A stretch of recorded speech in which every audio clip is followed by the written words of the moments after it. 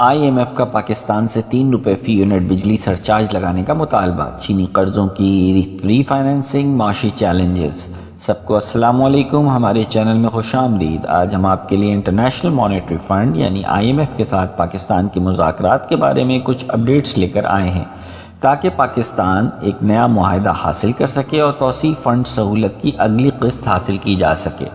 آئیے ویڈیو شروع کرتے ہیں۔ حالیہ خبروں کے مطابق IMF نے مطالبہ کیا ہے کہ پاکستان پاور ہولڈنگ کمپنی پر ڈھیروں مارک اپ کی وصولی کے لیے صارفین پر تقریباً 3 روپے فی یونٹ بجلی کا سرچارج عائد کرے۔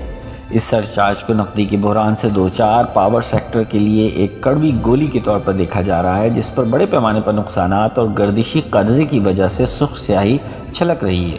حکومتی اہلکار نے کہا کہ وہ پر امید ہیں کہ چین سے قرضے کے حصول کے بعد اثر نو مالی اعانت ہو جائے گی، جس میں چائنا ڈیولپمنٹ بینک سے $700 ملین کا قرض بھی شامل ہے۔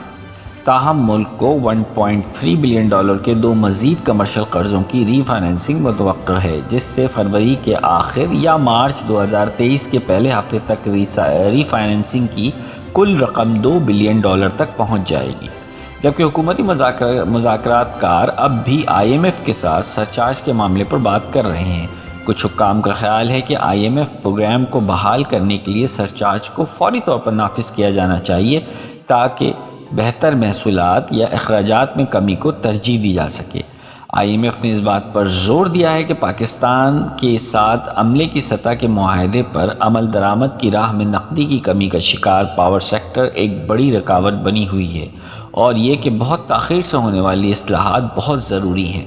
IMF نے پاکستان کو آگاہ کیا ہے کہ ملک کی نقدی سے محروم پاور سیکٹر جمود کے ساتھ نہیں چل سکتا۔ گردشی قرضے اور پاور سیکٹر میں جمع ہونے والی نقصانات کے نتیجے میں پاکستان کی معیشت کا بیڑا غرق ہو گیا ہے، کیونکہ حکومت نے گزشتہ مالی سال کے دوران مجموعی طور پر 1600 ارب روپے کے خسارے کی ادائیگی کی، جو کہ بجٹ میں دکھائے گئے دفاعی اخراجات کے دستاویزات سے بھی زیادہ تھی۔ اب دیکھنا یہ ہے کہ پاکستان اپنی بیمار معیشت کو ٹھیک کرنے کے لیے IMF کی طرف سے دیے گئے سخت نسخوں کے تحت پالیسی ریٹ میں اضافہ کرتا ہے یا نہیں۔